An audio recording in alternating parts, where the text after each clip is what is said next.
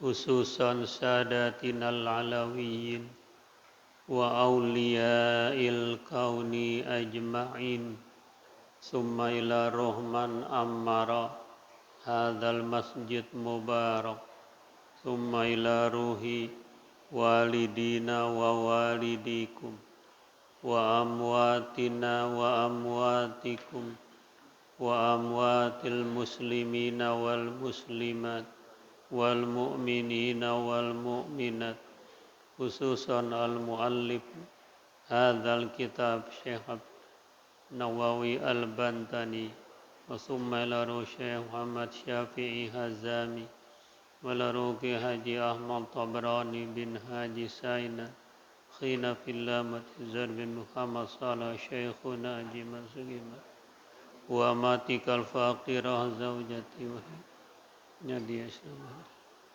anallaha yataghashahum birrahmah wal maghfirah wa ila hadratin nabi Muhammadin sallallahu alaihi wasallam al-Fatihah. A'udzubillahi minallah.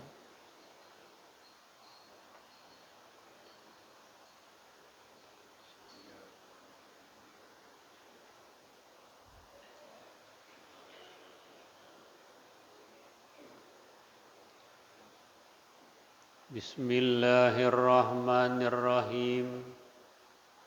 Alhamdulillahi rabbil alamin.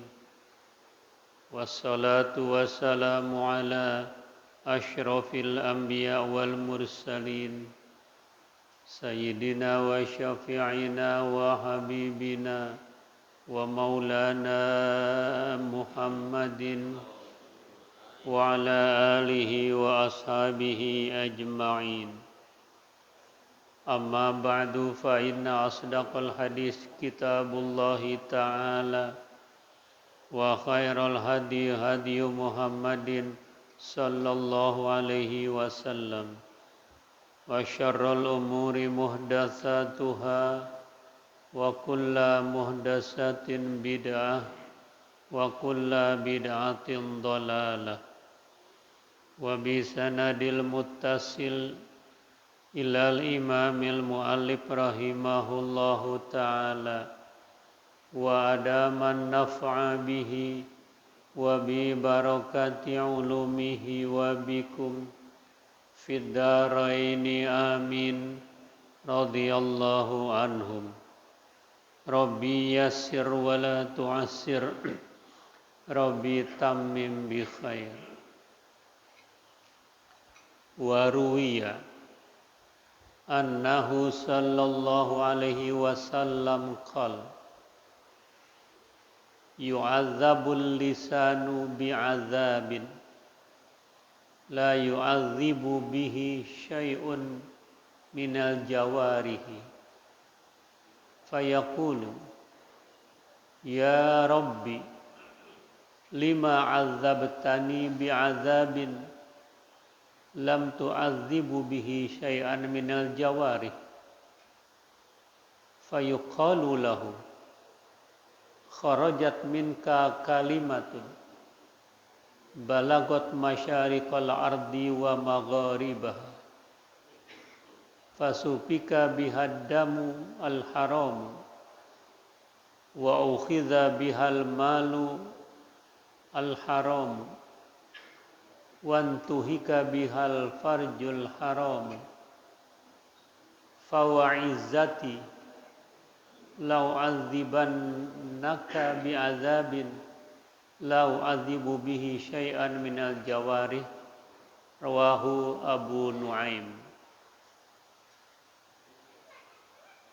Wa man kasura saqatuhu qalla haya'uhu qala ba'dul hukama man kasahul haya'u saubahu lam yaran nasu fi aibahu wa qala ba'dul bulagha'i hayatul wajhi bihaya'ihi kama anna hayatal gharsi bima'ihi. Qala Saleh bin Abdul Quddus min bahurit tawil idza qalla ma'ul wajhi qalla haya'uhu wala khaira fi wajhi idza qalla ma'uhu haya'aka fahfazhu laika wa innama yazullu ala fi'lil karimi haya'uhu. Telah diriwayatkan bahwasanya baginda Rasul Shallallahu Alaihi Wasallam bersabda, diazab lidah dengan suatu azab yang tidak pernah diazab dari organ tubuh lainnya sesuatu pun. Maka berkata lidah itu, ya Rabbi, ya Allah, ya Tuhanku, lima azabtani, kenapa engkau mengazab aku yang demikian hebat dengan satu azab yang belum pernah diazab organ tubuh lainnya sedikit pun dari anggota itu. Maka dikatakan kepadanya, telah keluar dari sisimu satu kalimat yang sampai ke timur dan barat di dunia ini, dan terjadi pertumpahan darah yang haram dengan sebab lisan. Diambilnya harta itu yang haram dengan sebab lisan, dan dilanggar dengannya perbuatan-perbuatan zina yang haram. Maka demi kekuasaanku, sungguh aku mengazabmu dengan azab yang tidak pernah ku azab pada organ tubuh manapun. Hadis riwayat Abu Nuaim. Dan siapa yang banyak jatuhnya, niscaya sedikit rasa malunya. Berkata sebagian hukama, siapa yang dibalut dengan pakaian rasa malu, dia tidak akan dilihat aibnya oleh manusia. Dan berkata sebagian ahli balaghah, hidupnya wajah dengan adanya rasa malu, sebagaimana hidupnya tanaman dengan air. Berkata Saleh bin Abdul Quddus dari Bahar Tawil, bila sedikit air wajah manusia, sedikit rasa malunya. Dan tidak ada kebaikan pada raut mukanya bila sedikit airnya. Jagalah rasa malumu, sesungguhnya telah hina atas perbuatan orang yang mulia oleh rasa malunya. Wa man qalla haya'uhu qalla wara'uhu. Dan siapa yang sedikit rasa malunya, sedikit waroknya. Wa huwa ijtinabun syubhati khaufan minal wuku' fil muharramat. Dia menjauhkan dari hal-hal yang syubhat karena takut terjebak jatuh di dalam keharaman. Dan barang siapa sedikit waroknya, niscaya mati hatinya. Falam yakbalil mawaiz, dia tidak menerima nasihat-nasihat. Fa inna ab'adan nas minallah ta'ala qalbun qasi. Sesungguhnya manusia yang jauh dari rahmat Allah, mereka yang hatinya keras. Ini masih lanjutan makalah yang lalu, makalah yang ketiga. Baginda Rasul Shallallahu Alaihi Wasallam bersabda, lidah ini nanti diazab dengan azab yang hebat yang belum pernah dirasakan oleh organ tubuh lainnya. Sehingga lidah itu sendiri bernada protes. Ya Rabbi lima azabtani bi'adzabin lam tu'adzibhu syai'an minal jawarih. Ya Rabb, kenapa engkau mengazab saya ini dengan azab yang hebat yang belum dirasakan oleh organ tubuh lainnya? Maka dikatakan, dengan sebab meluncur dari lidahmu itu perkataan, merebak, menjalar, dan viral itu sampai timur dan barat. Dengan sebab lidah itu bisa terjadi pertempuran, bisa terjadi peperangan, bisa terjadi pemerkosaan disebabkan oleh voice note itu. Dan menjalar anak-anak juga, anak-anak tanggung, remaja, bahkan pemuda. Tidak sedikit yang terjadi tawuran karena voice note di Instagram. Karena permainan dua anak jari telunjuknya dan jempolnya itu. Sehingga terjadi letupan-letupan. Terjadi kegaduhan. Terjadi merebak berbagai macam perbuatan-perbuatan yang merusak lingkungan diakibatkan oleh lidah.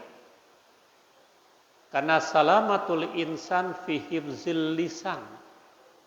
Keselamatan manusia terletak pada penggunaan lidahnya. Juga kehancuran seseorang diakibatkan lidahnya yang tidak terkontrol itu. Organ tubuh kita semuanya ada tulangnya, kecuali lidah tak bertulang, tak terbatas kata-kata. Dengan sebab lidah pula menjadi satu peristiwa yang menakjubkan juga bisa, yang mencengangkan juga bisa, karena lidah ini. Nah, karena itulah kalau salah penggunaan, salah di dalam penerapan, yang meluncur adalah kalimat-kalimat provokatif, maka tidak sedikit terjadinya sumber petaka bahaya disebabkan oleh lidah. Ini alasan mengapa lidah disiksa demikian hebat itu yang belum dirasakan oleh organ tubuh lainnya. Lidah bagian dari mulut, maka saat nanti di hadapan Allah, al-yauma nakhtimu ala afwahihim wa tukallimuna aydihim wa tashhadu arjuluhum bima kanu yaksib. Hari ini pada hari kiamat, nakhtimu ala afwahihim, kami tutup rapat-rapat mulut yang suka berdusta, mulut yang banyak pembohong. Dia menjadi orang pembual. Bukan saja bohong, tapi produksi kebohongan. Kadzab dia. Bohong lagi untuk menutupi kebohongannya. Padahal jejak digital saat ini tidak bisa dipungkiri lagi. Itu menjadi sumber bahaya. Nah, karenanya agar hati-hati kita menggunakan lidah itu. Terkontrol, berpikir, koreksi ke dalam muhasabah sebelum meluncur kata-kata yang berbahaya itu. Lebih baik diam daripada bicara tapi membuat gaduh. Karena diam itu emas, meskipun tidak selamanya diam itu emas. Kita tidak boleh diam bila melihat kemunkaran. Terjadinya berbagai macam kesemrawutan, terjadinya berbagai macam musibah, malapetaka. Ini bukan karena banyak orang jahat, tapi orang baik pada diam atas perbuatan jahat itu. maka dituntut ada amar ma'ruf nahi munkar. Wal takum minkum ummatu yad'una ilal khair ya'muruna bil ma'ruf wa yanhauna 'anil munkar. Hendaklah ada di antara kamu satu umat yang mengajak kepada kebaikan, memberikan contoh kebaikan, memerintahkan yang ma'ruf, mencegah munkar. Bahkan Allah katakan kuntum khaira ummah. Kamu adalah sebaik-baiknya umat. Tapi dengan 3 syarat harus kita penuhi kalau ingin dikatakan umat the best. Ta'muruna bil ma'ruf wa tanhauna 'anil munkar wa tu'minuna billah. Kamu memerintahkan yang ma'ruf, sebelum memerintahkan beri contoh bagaimana perbuatan ma'ruf itu. Mencegah, berani melarang orang berbuat kemunkaran dengan resiko yang ada memang, dan beriman sungguh-sungguh kepada Allah. Dengan sebab beriman kita pandai mensyukuri nikmat Allah, termasuk nikmat kemerdekaan. Apa yang dimiliki oleh bangsa Indonesia sehingga bisa merdeka? Di dunia hanya satu-satunya negara yang merebut ini dari belenggu penjajah hanya Indonesia. Meskipun ada Vietnam mengusir penjajah karena sudah merdeka, karena sudah dia terbentuk negara. Indonesia sebelum menjadi Indonesia sudah berani mengusir penjajah. Aljazair memang merebut, tapi juga sudah terbentuk negara Aljazair. Tapi Indonesia sebelum menjadi Indonesia sudah berani mengusir penjajah. Bahkan terancam ada didengar saat itu akan diganyang Jakarta sampai ke Jatinegara dari Cikampek, Kerawang. Maka kiai-kiai yang berani, ini dikenal dengan istilah antara Kerawang dan Bekasi, muncullah Kiai Darip, muncullah Kiai Nur Ali, Kiai Haji Ahmad Mursidi. Dia naik untuk menghalau tank-tank panser melewati situ. Dia hanya bersenjatakan batu koral yang sudah dibacakan hizib, yang sudah didoakan. Begitu lewat tank-tank panser dari pohon yang tinggi, dia sambit meledak itu. Padahal hanya batu koral. Allah ikut campur. Jadi dengan kita merdeka ini Allah ikut campur. Maka terbuka dan dibuka dalam pembukaan Undang-Undang Dasar atas berkat rahmat Allah, Tuhan yang Maha Kuasa, dan didorongkan oleh keinginan luhur, maka dengan ini bangsa Indonesia menyatakan kemerdekaan. Nah, tinggal bagaimana kita mensyukuri nikmat kemerdekaan itu. Apa makna syukur? Apa definisi syukur? Dalam kitab Misbahul Zalam, Syarah Bulughul Maram yang disusun oleh Hadratul Syekh Kiai Muhajirin, guru besarnya, guru kita, guru yang besar, punya guru juga guru besar, Syekh Muhajirin. Dikatakan dalam kitab itu, asyukru fil lughah ta'zimu mun'imi bisababi in'amihi ala syakir. Syukur secara bahasa membesarkan yang memberikan nikmat dengan sebab nikmat-nikmat itu, itulah wujud orang yang bersyukur. Jadi kita besarkan yang memberikan nikmat siapa? Allah Subhanahu wa Ta'ala. Kalau ada perantara manusia, berterima kasih kepada manusia. Karena man lam yashkurin nas lam yashkurillah. Siapa yang tidak pandai berterima kasih kepada wasilah manusia, pada hakikatnya dia tidak bersyukur kepada Allah. Kita pakai wasilah. Sekali lagi, merdeka atas berkat rahmat Allah. Direbutin, apa yang kita punya? Golok belaka, bambu runcing. Tapi semangat tadi dengan doa-doa ulama, nggak bisa diragukan lagi di situ ulama. Bahkan terancam digagalkan kemerdekaan itu oleh Inggris. Maka atas saran Jenderal Besar Jenderal Sudirman kepada Bung Karno, temui Hadratul Syekh Hasyim Asy'ari, pendiri Nahdlatul Ulama. Bagaimana sikap kita menghadapi ancaman ini? Berkumpul rapat, ngambil keputusan, se-Jawa dan Madura dari Jakarta hadir Kiai Haji Marzuki bin Mirsad.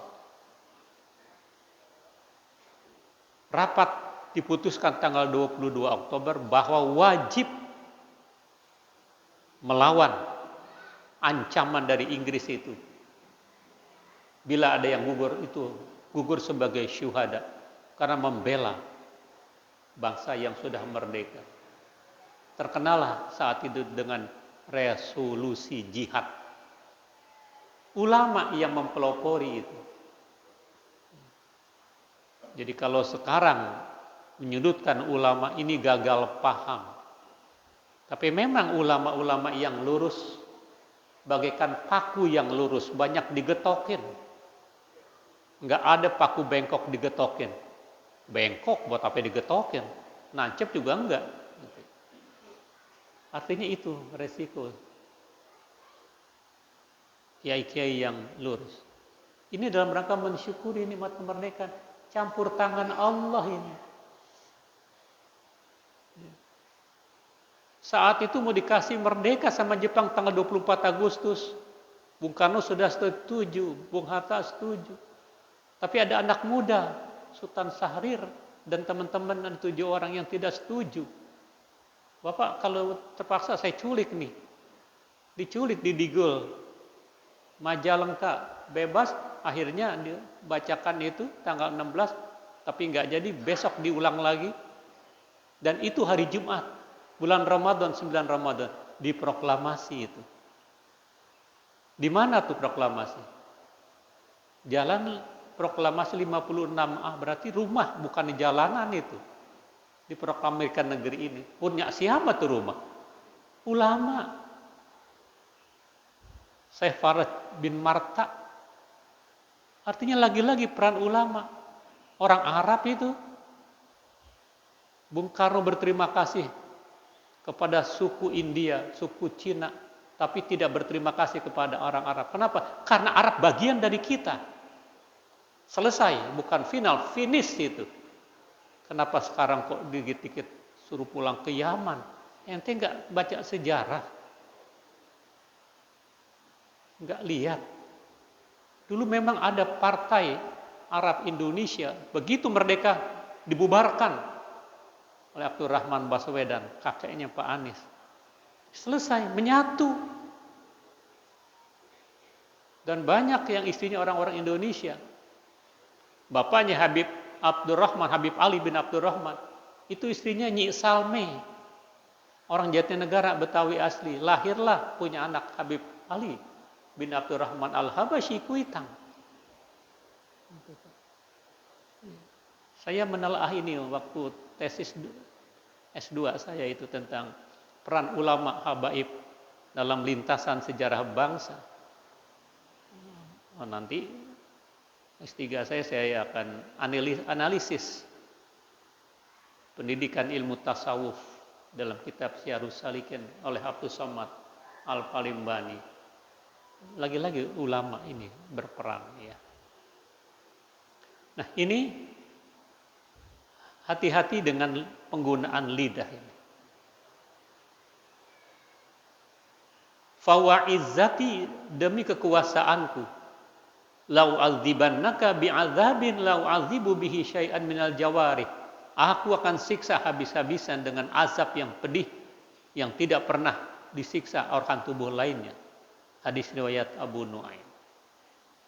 Wa man katsura saqatuhu, dan siapa yang banyak jatuhnya, melanggarnya, yang banyak jatuh, sedikit berarti rasa malunya. Qala ba'dul hukama, berkata sebagian ulama-ulama hikmah, man kasahul haya saubahu lam yaran nas aibahu.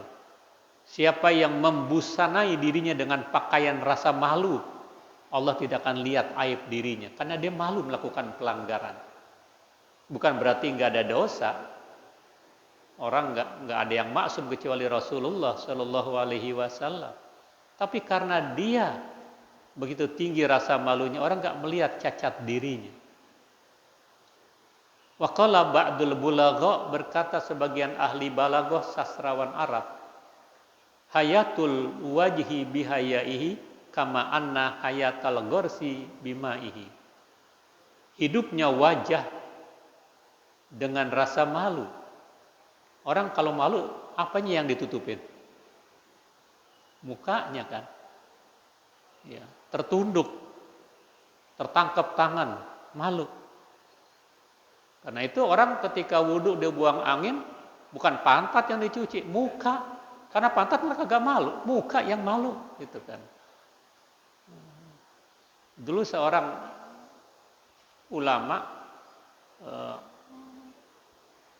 namanya Al-Asam, padahal itu nama-nama sindiran. Asam itu orang yang tuli. Seorang perempuan lagi nanya agama, tahu-tahu kentut. Dia nanya itu kan. Rasa malu kan dia mukanya. Coba ngomong yang kencang, saya nggak dengar. Agar dia tidak punya rasa, agar dia tertutup. Oh, guru kagak dengarnya, alhamdulillah jadi. Padahal gurunya dengar, kan belaga budak. Kencengin lagi. Nggak mau mempermalukan orang. Maka dikenal jadi Al-Asam.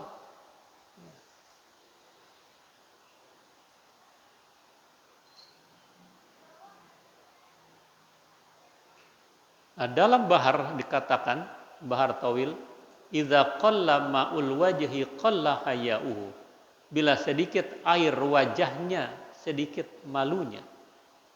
Tidak ada kebaikan pada wajah bila sedikit airnya. Orang kan ceria, orang kan lihat dari, wah dia berwudu nih, dicuci muka, dari mukanya itu. Makanya yang sempurna adalah Islam ini. Wajahnya dicuci berapa kali? Minimal 5 kali.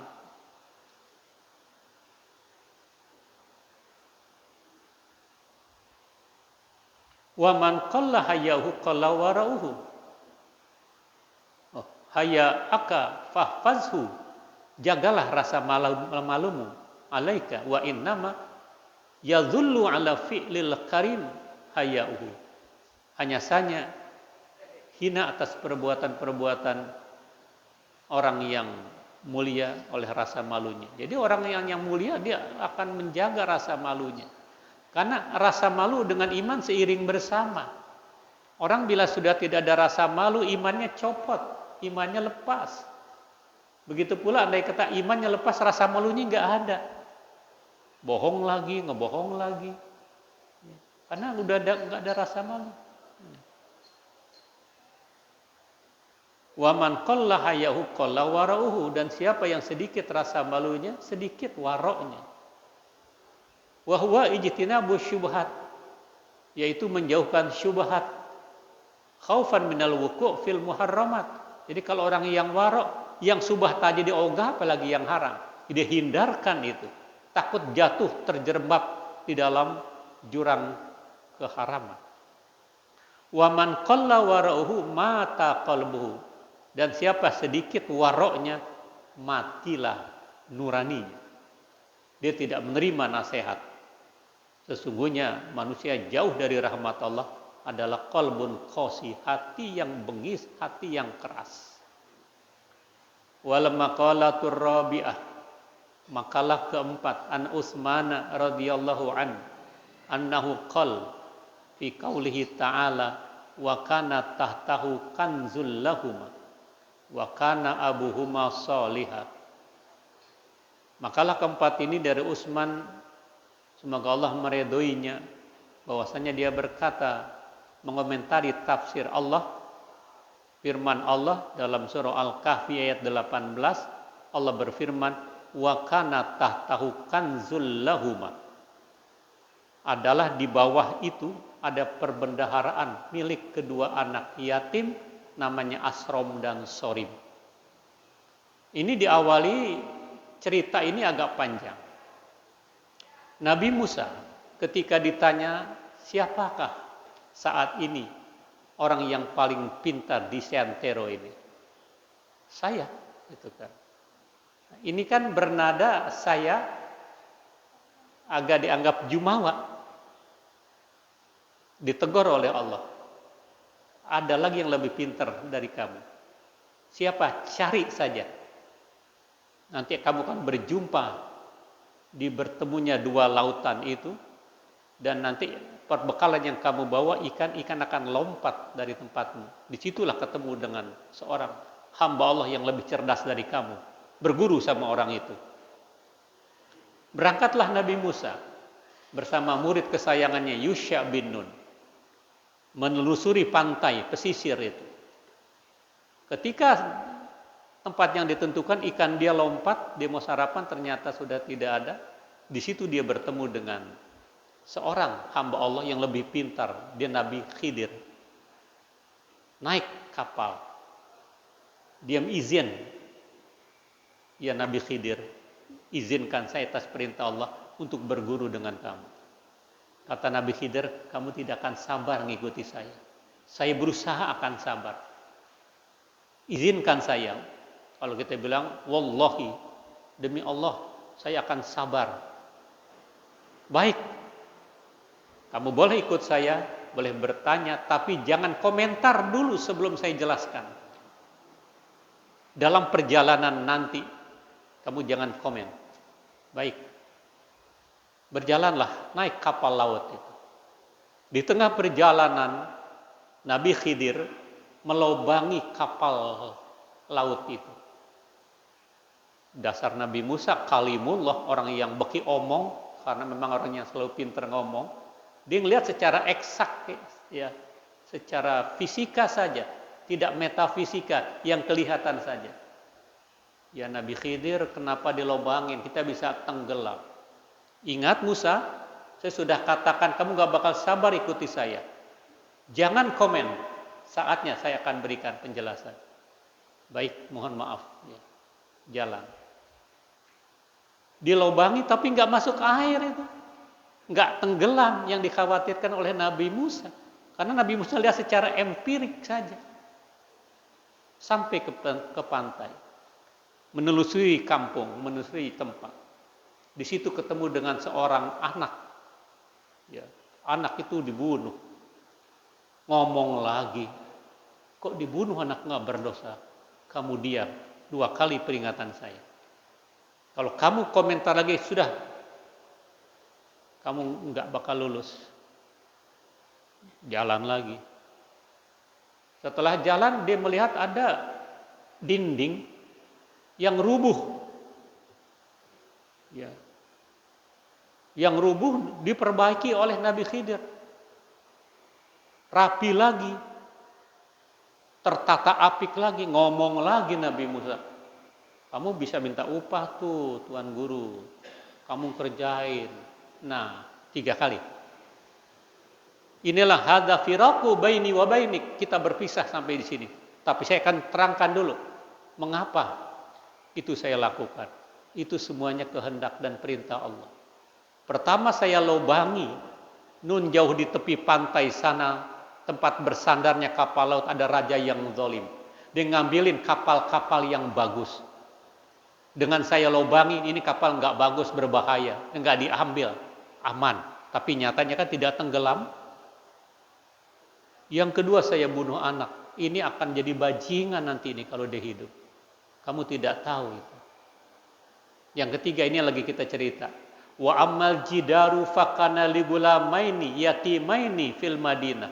Itu dinding kepemilikan 2 anak yatim namanya Sorim, Asrom dan Sorim itu. Fa arada rabbuka ayyabluga ashuddahuma. Allah kepengen nanti dia dewasa ini. Wa yastakhrizahuma kanzun, di bawahnya itu ada lempengan emas. Kamu kan enggak ketahui, kamu kan enggak lihat. Lempengan emas, dalam lempengan itu tertulis ada 7 kata-kata mutiara di situ. Dalam lempengan emas itu. Kalau saya biarkan banyak orang akan mengambil. Tapi kalau saya rapikan, tertata lagi. Siapa yang menyangka di situ ada lempengan emas untuk biaya hidup anak yatim ini? Sorim dan Asram. Asram dan Sorim. Makanya saya lakukan itu. Nah ini 7 butir di dalam lempengan emas ini tulisannya. Wa kana tahtahu, ternyata di bawahnya itu ada kanzun. Ya, ada kanzun itu semacam dia perbendaharaan lempengan emas lah. Wa kana abuhuma sholiha, adalah orang tuanya ini orang yang soleh, namanya Kasyih dia meninggal dunia. Al-kanzu itu lauhun min zahabin. Lauh, lempengan. Kayak kita bilang papan tulis yang kecil, whiteboard. Tapi emas semuanya, berapa kilo itu. Wa alaihi ay al-laut sab'atu asturin. Di situ ada tulisan 7 kata mutiara maktubun yang tertulis. Salah satunya ini dalam 7 kalimat mutiara itu, ajibtu liman arafal mauta. Aku heran kepada orang yang mengenal kematian, tetapi dia terjatuh dan tertawa terbahak-bahak padahal dia tahu dia bakal mati. Aku heran dengan orang itu tulisannya. Dia bermegah-megahan fi sikhriya bikasri sin sikhriya. Dia tertawa padahal dia sadar, dia tahu akan ada kematian. Lebih banyak tertawa daripada merenung. Yang kedua tertulis dalam lempengan emas itu, wa ajibtu liman arafad dunya faniyatan wa huwa yarghabu fiha. Aku heran. Banyak orang mengenal dunia akan fana, akan hancur, tapi dia hobi dengan dunia. Pedoman hidupnya H3T, halal haram, hantem terus, tabrak terus konstitusi itu. Heran saya. Dia tahu tapi dia lakukan itu.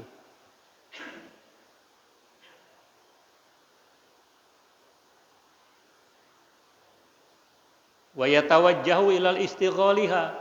Dia menghadapkan kepada menyibukkan diri mencari sumber-sumber kehidupan di dunia, padahal dia sadar dunia itu fana, dunia itu akan hancur. Yang ketiga, wa ajibtu liman arafa annal umura bi aqdar. Aku heran kepada orang yang sudah mengenal ketentuan-ketentuan itu ada ukurannya, ada takdirnya perkara-perkara itu. Bi takdirilah, semuanya sudah ditakdirkan. Tetapi wahwa yagtammu, kok dia masih sedih bilang nggak punya apa-apa, padahal sudah ditentukan. Kenapa dia sedih kalau barangnya hilang, kalau jamnya hilang, handphonenya hilang, sedih? Padahal itu semuanya sudah sesuai dengan ukuran Allah. Allah akan ganti, fa inna ma'al usri yusran. Tapi orang larut dengan kesedihan. Yang keempat, wa ajibtu liman arafal hisab. Aku heran, orang tahu dia bakal dihisab, bakal ditanya, tetapi di sisi lain dia menimbun harta. Padahal dia tahu tuh bakal dihitung dari mana tuh harta, kemana penyalurannya. Kalau lihat dari pendapatannya nggak mungkin dia punya uang segitu banyak gitu kan. Dan dia tahu bakal ada penghitungan itu. Kalau di Indonesia ada OJK. Ya, Otoritas Jasa Keuangan akan tahu keluar masuknya keuangan. Kamu tahu kok. Oh, dikasih buat orang lain. Terjadilah pencucian uang. Dia orang miskin tapi kok beli mobilnya Lamborghini.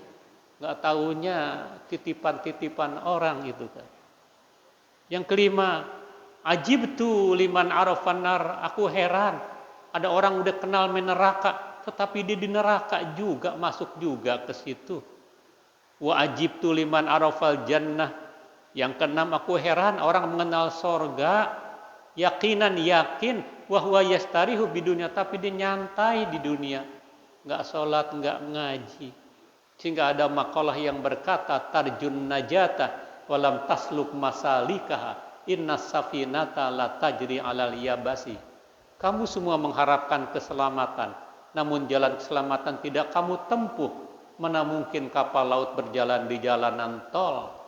Ingin jadi dokter, kuliahlah di fakultas kedokteran.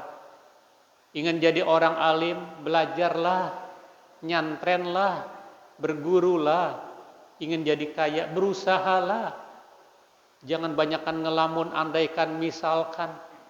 Orang udah kemana-mana nih masih misalkan, andaikan, jikalau. Ya nggak jadi apa-apa gitu kan. Hidup bukan lamunan. Orang pandai bukan ngelamun, tapi dengan belajar. Al ilmu bit ta'allum, proses mendapatkan ilmu dengan proses pembelajaran. Yang ketujuh, aku heran, wa ajibtu liman arafa syaitan aduwun fa'ata'ahu. Ada orang nyadar bahwa setan itu musuhnya, masih ditemenin juga. Masih taat juga atas perintah dan langkah-langkah setan. fi du'ai ilal ma'asi. Nah, ini yang tertulis dalam lempengan emas itu yang dimiliki oleh anak yatim Asram dan Suraim dan Sorim, makanya dibetulkan tembok yang hancur itu oleh Nabi Khidir sekaligus untuk menjawab pertanyaan Nabi Musa. Harus hati-hati. Di balik itu ada lagi yang kamu tidak ketahui. Jangan merasa dirinya pintar, di atas langit masih ada langit. Supaya tidak terjadi sombong, jumawa, takabur, dan angkuh. Ini saya kira lanjutan makalah ketiga dan keempat, nanti makalatul khamisah. Wallahu a'lam bissawab.